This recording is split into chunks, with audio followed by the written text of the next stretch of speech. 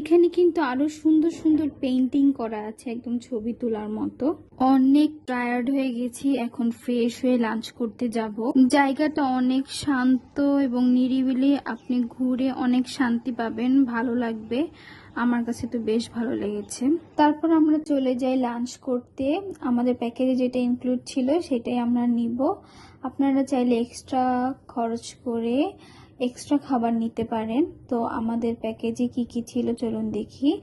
ভাত ছিল, ডিম ভুনা ছিল, চিকেন ছিল আর সালাদ ছিল। আমার কাছে খাবারটা মোটামুটি লেগেছে। খাবারের পর এখানে বসে বসে কিছুক্ষণ বিশ্রাম নেই। আচ্ছা আচ্ছা, এই রাইডের নাম হচ্ছে ডেথ রাইড। আচ্ছা, এটাতে উঠলে কি আমরা মারা যাব?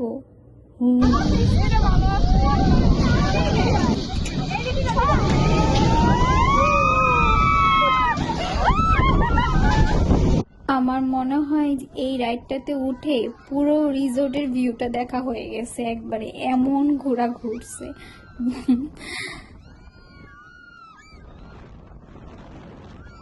সব থেকে জঘন্যতম যদি কোনো রাইড থাকে তাহলে বলবো আমি এইটা। এর আগেও আমি 2-3 বার এটাতে উঠেছি, কিন্তু লোক সামলাতে না পারে আবার উঠছি। উঠে আমি একদম, আমার অবস্থা একদম খারাপ হয়ে যায়।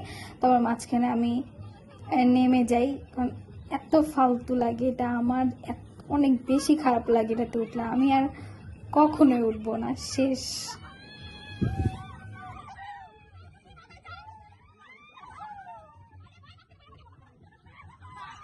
ভাই তোর কইলা।